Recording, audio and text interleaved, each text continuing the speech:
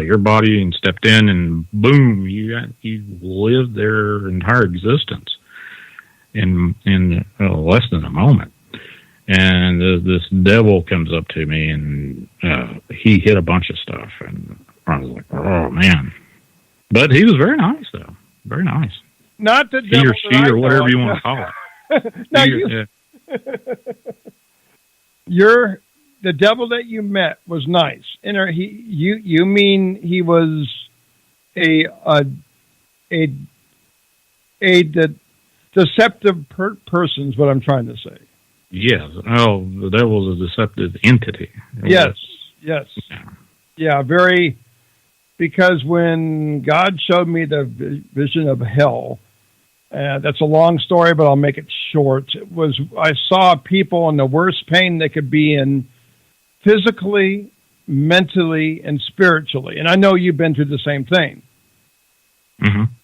And my question to you was, you talked to the devil, but did you feel his entity? What was that like?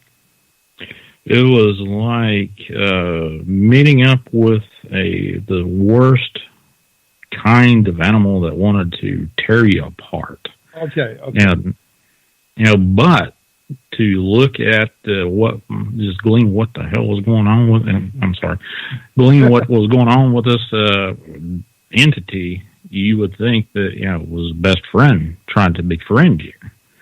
But I felt, saw, and experienced so much with that particular entity. I was like, man, I can understand, how seductive that entity can be. Very much so. Yeah. In fact, comes in many forms, right? I mean, it can come in as many forms as you can imagine. Yeah. And then some. Okay, we talked about your after-death experience. Yeah, and then some. Now, when you worked in the hospital, there was a patient you had that came back to life. Would you like to explain that a little more in detail? Oh, yeah. Obviously can't name names or where I saw this or whatever, but I was working respiratory therapy and got called for a code that was coming into an emergency room that I worked for a long time ago. This is way over a decade ago.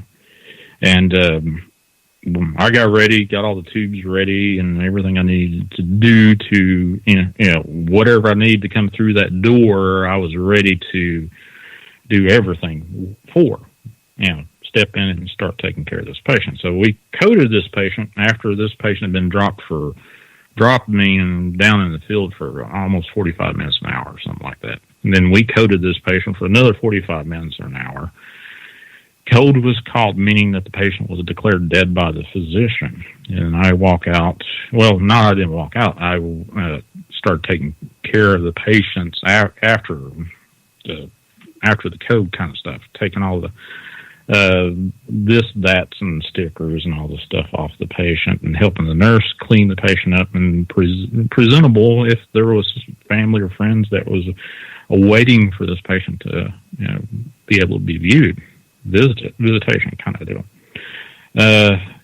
Got done with that, left, went to do my charting. About 5 minutes into my charting, the curtain was pulled, obviously, to keep the privacy for the patient. And I hear this male voice, which was the patient, scream out, "I'm burning up! I'm burning up! Oh my God, I'm burning up!" So the nurse and I just about bumped into each other as we were turning around and running to the curtain where we just left 5 minutes earlier. And there's this guy that was declared dead. He was DOD, dead on, dead right there, or DOT, dead right there. Yep, DRT, yep, there we go. Yep. But this gentleman had the crazy, if you ever seen terror in somebody's face on a movie, dramatized in a movie, this doesn't capture it, does not capture it. After he said the last, "I'm burning up," he was setting up in bed, and he slumped over to the left over top of the rail. We moved him back. He was, had no pulse or anything like that. Doctor come in and started screaming, "What, blah, blah, blah, blah," can't say it right now, but we started coding and got this guy back. Now, the story doesn't end there. The guy himself, I come back the next day, and I wasn't assigned to the emergency room then. I had duty to take care of EKGs, electrocardiogram, right, where you can go out and take tracings of heart and stuff. And he was on my roster to go take one of those tracings from him. So I walk in, started introducing myself and say, "Hey, my name's Shawn, blah, blah, blah. I'm here to do this," and explain the procedure. Yeah, I've had this. And the guy was really somber, really quiet. And when he made his first eye contact with me, he looked like he knew me. And I was like, I guess he could have seen me. And he was there's a possibility in the spiritual world he could have seen you, right? His eyes was wide open when he was yelling all those things with him burning up. But he kind of started, talking. Well, I can't really say the phrases and stuff because I might identify who the patient is. But he was really kind of regretting his life. And he told me this I'll share. He told me that when he was more or less burning up from the fires of hell, he could feel the flames of hell licking up his legs when he was screaming out that. And I don't know what happened to this fellow afterwards. I don't even know if he's still with us or whatnot. But that put the fear of God in a lot of people that I was around. Mm-hmm. What did the doctor think? I mean, you told me a little bit. You said a little bit what you said, but well, with the ER being as bustling, ERs can be bustling or not, and the ER was bustling that night. I've told the story so many times, but it's one of those that stick with you. But the doctor himself he just shrugs his shoulders and said, "Well, I've read about this before." Oh, he did, huh? But now, I hope he's not listening tonight. Let's hope not. But I tell you, the doctor could have said, "Take an aspirin and call me when you come back." That would have been easier. I don't know. Yeah. I tell you, crazy. Yeah, crazy. And you have a cardiac story as well. What occurred there? A cardiac story. Which one? It was about your friend Janie. Oh, okay. A friend of mine. That's all I can say. That name. But I was a respiratory therapist doing a morning routine, what's called blood gases, arterial blood gases on a patient that had what's called an art line. Basically, it looks like a IV line, but it's used to keep the arterial line patent, so we don't stick the patient every time. If you ever had a blood gas, for the folks that have had blood gases, they'll know that those rascals hurt, but they also do a little bit of damage. But for patients that are long-term respiratory patients on ventilatory support, they put these art lines in. I actually do have one scar in my right wrist where apparently I had one when I was in a coma. But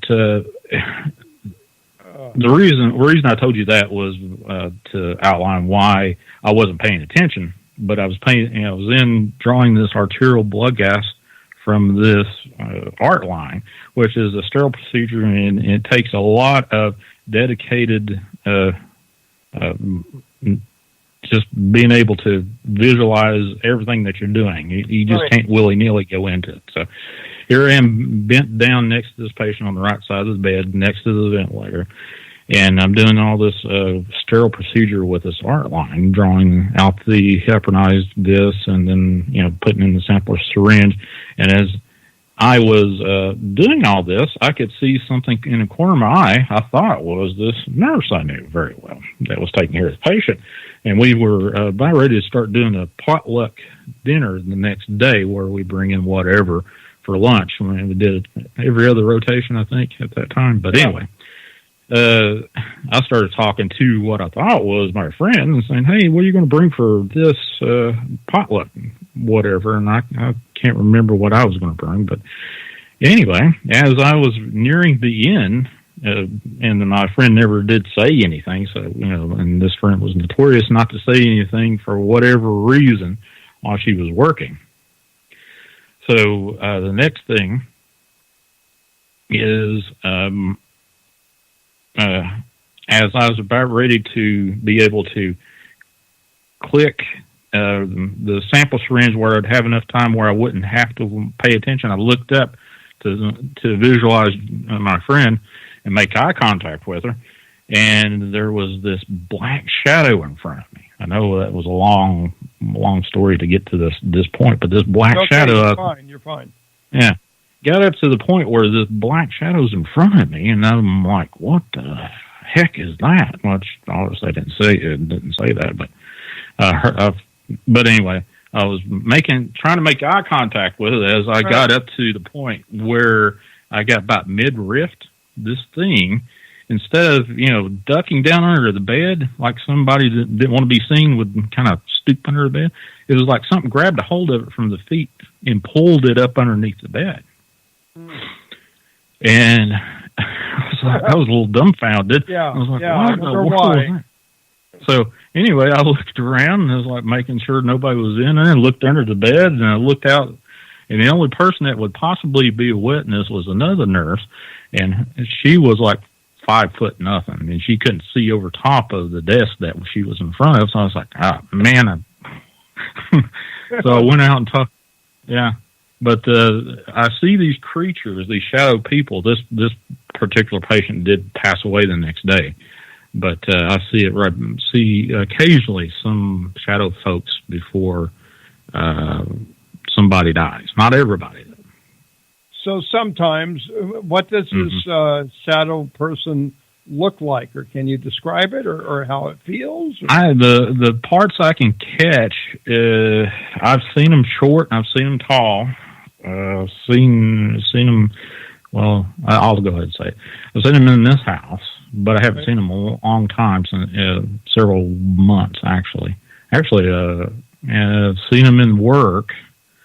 Usually they're about anywhere from 5 up to 7 feet tall, and the shortest one I've seen was like 4 feet, something like that. But it's crazy stuff to see that, and especially in a hospital situation. And I've seen them so many times, and after I see them, the last few times I was like, okay, who's passing away now?